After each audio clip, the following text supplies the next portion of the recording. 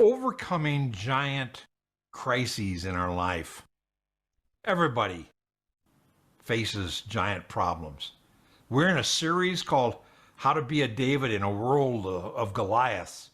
And we're talking about facing and defeating giant problems, overcoming giant crises. And today we're going to be talking about the second and third of 6 principles, 6 steps to overcoming giant problems. And we're going to talk about step 2 and step 3 when we come right back.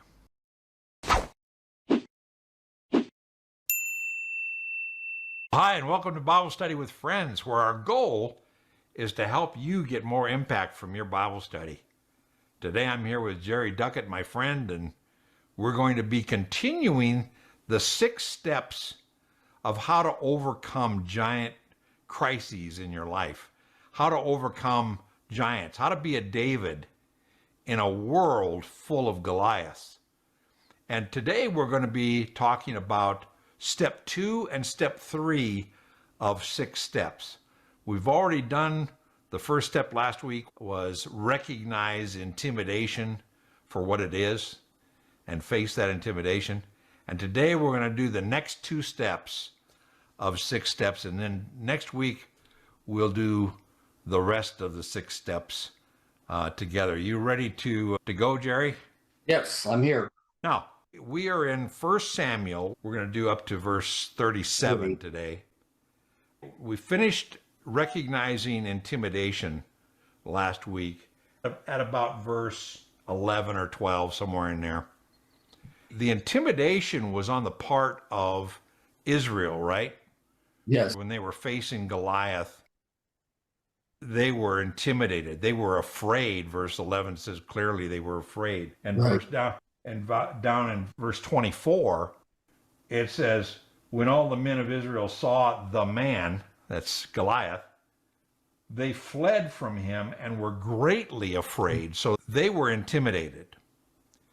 But coming on the scene is young David, and he is sent. So go through with me from 17 to 21. Read that nice and slow, and we'll talk through it, this process of David, and we'll read that together here as we go.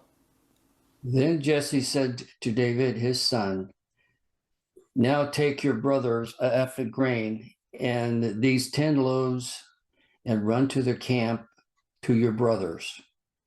Also, bring also to them 10 cuts of cheese to the commander of their 1,000, and look into the welfare of your brothers and bring back news. He's got this huge load, and Jesse says, run to your brothers.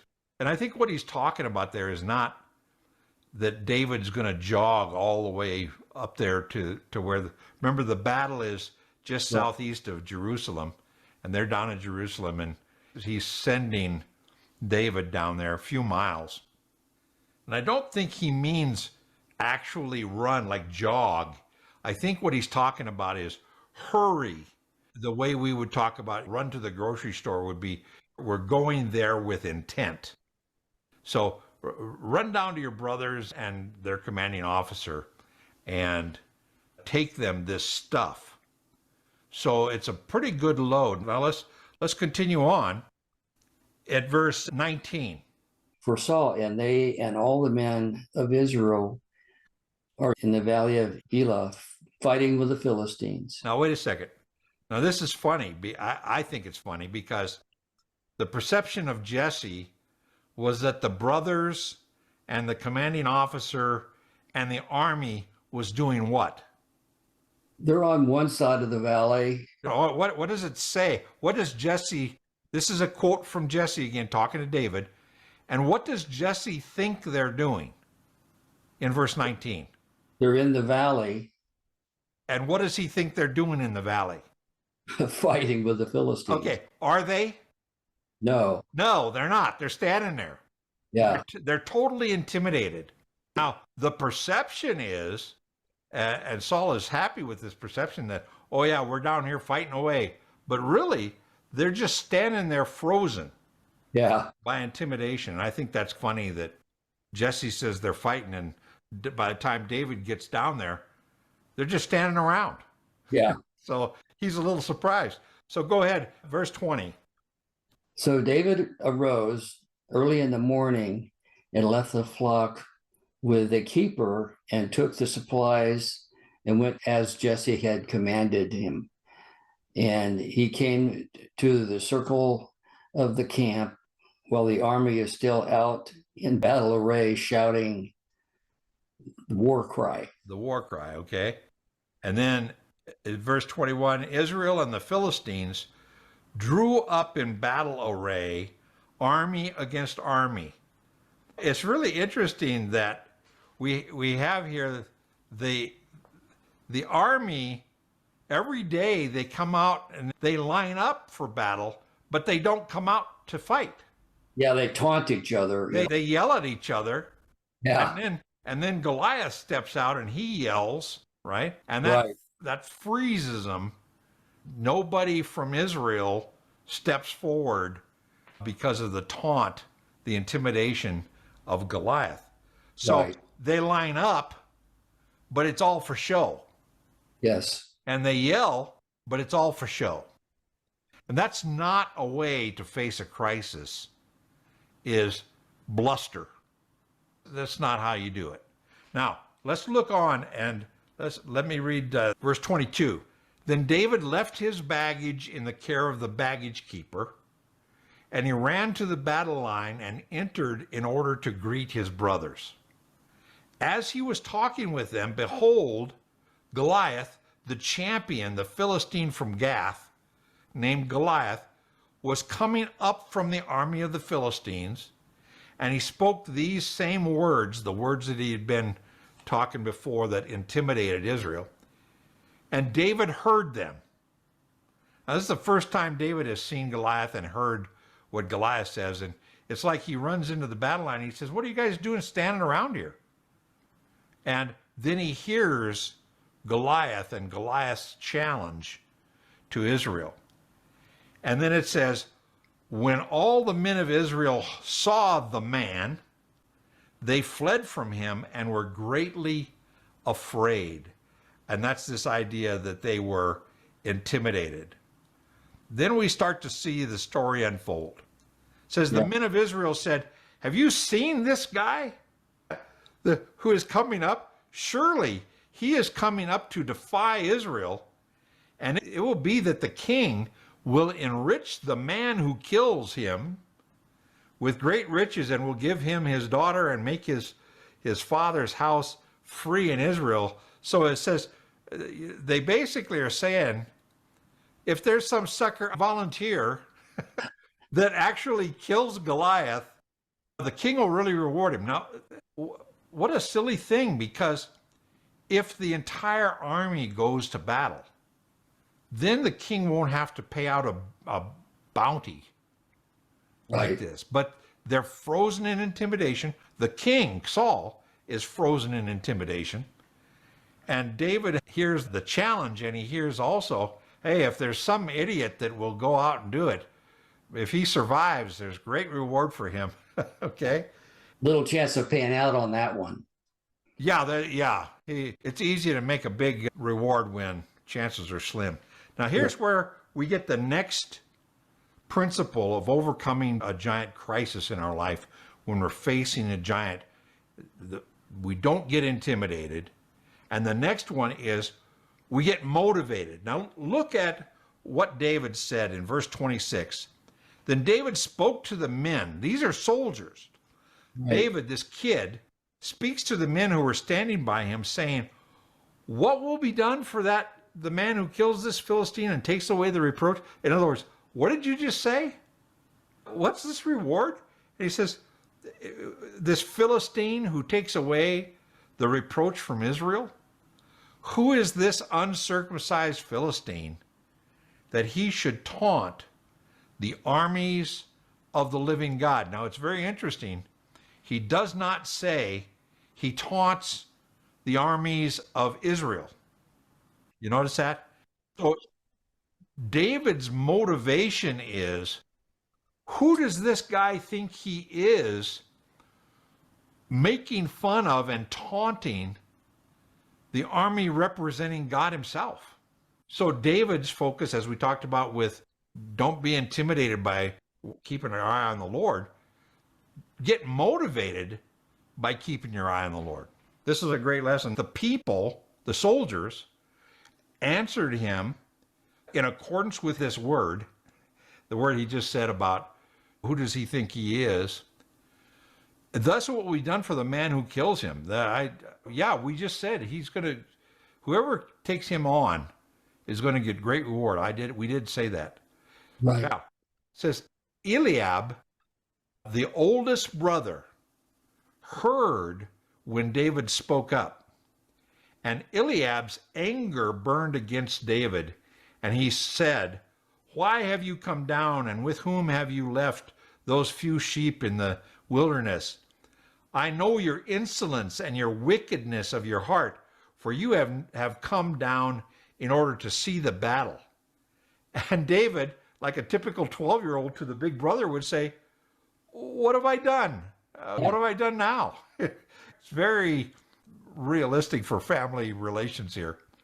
But I take from this an interesting thing, that when we start to get motivated, Jerry, there is always somebody that wants to put you down. You're starting to get motivated for the Lord.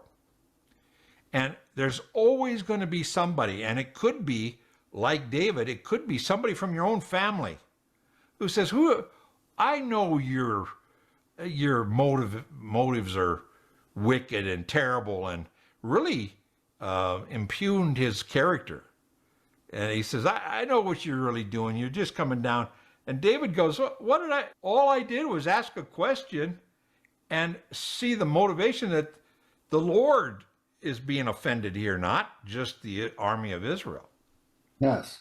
And I see here that there's always going to be somebody who comes into your life and who judges your motives and your actions negatively.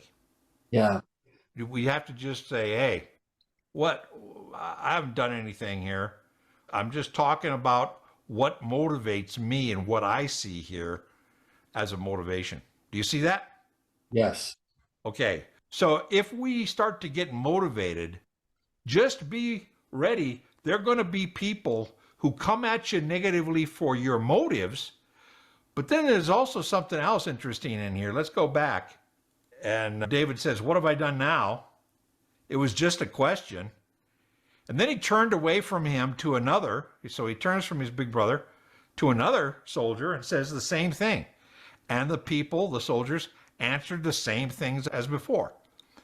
When the words which David spoke were heard, they told them to Saul, and he sent for him. Basically, King Saul heard, hey, there's this kid who is saying, who does this Philistine think he is, defying the armies of the living God? And he's talking a big talk, and Saul says, I got to see this kid. And he sends for him. Now, Saul already knew David because David was a musician in Saul's court. Remember that? Yes. Earlier. So he goes, I got to see this. And he sends for him. David said to Saul, let no man's heart fail on account of him. Your servant will go and fight with this Philistine. Then Saul said to David, you're not able to go against this Philistine to fight with him because you're but a youth. You're a kid. A youth is under 12. Yeah. Now, if you would be 14, you'd be a young man. But under 12, you're not a man yet. You're a youth. Yeah. So he says, you're but a youth while he's been a warrior from his youth. So you're just a kid, but he's been a warrior for years. Now, this is the second thing that happens when we get motivated and we start to get motivated for the Lord and we start to get on fire for, I'm going to take action on the Lord's side, and I'm motivated by that. What's King Saul's reaction to his motivation? That he's too young, Too too young. experienced. Yeah, you're just a kid. Now, Yeah. that's the other thing that happens. The first thing that happens when we get motivated is we get criticized by people. We get criticized by maybe our own family. And the other thing is we get told that we can't do it. When we start to get motivated for the Lord, there are people lined up telling us, you're too young, you're too inexperienced, you're too stupid, you're too whatever it might be. Yeah. There's a lot of people telling you your motivation won't work because of these reasons, whatever it is. And this, we have to stay motivated and not listen to this kind of stuff. Now, that is the second principle of how to overcome giants is we get motivated. Now, we get motivated in spite of criticism, in spite of people doubting us. And he continues on. Now, let's look at this. So in verse 32, he says, I'll go and fight him. And Saul says, you're not able in verse 33. Then David said to Saul, your servant was tending his father's sheep when a lion or a bear came and took a lamb from the flock. And I went out after him and attacked him and rescued it from his mouth when he rose up against me, and I seized him by his beard and struck him and killed him. Your servant has killed both the lion and the bear. This uncircumcised Philistine will be like one of them, since he taunts the armies of the living God. So the motivation is still on the Lord. This is the third principle, and that is believe big based upon small past victories. Yes. David says, hey, I was defending my flock and killed the bear and killed the lion, so I'm going to treat this giant the same way because he's taunting the armies of the living God, and I'm going to take the same action I would if he was attacking and trying to steal the sheep. So we see this other principle. Now, if we back up, there's a great question on principle 2, and that is personally, for application, what motivates you? You know, ask yourself the question, what motivates me to take action? And I'll share it from my notes here. I want to share a couple verses. In answering the question, what motivates you? I want you to look at 1 Peter chapter 4, verse 11. Whoever speaks is to do as one who is speaking the utterance of God. Whoever serves is to do so as one who is serving by strength which God supplies, so that in all things God may be glorified through Jesus Christ. Okay, now, that verse basically says, what motivates me is whatever I do, whatever I serve, whatever I see even, I do it all to the glory of God. Now, another great verse is Romans 11:26. It says, all things come from him, are lived through him, and go to him to his glory. So the thing that motivated David is the same thing that should motivate us. If we ask, what motivates me? It's I want to live and I want to face my crises, even if they're giant crises. I want to face those crises in a way that gives glory to God. Not glory to myself, but glory to God. And we see that in the story of David and Goliath. Right.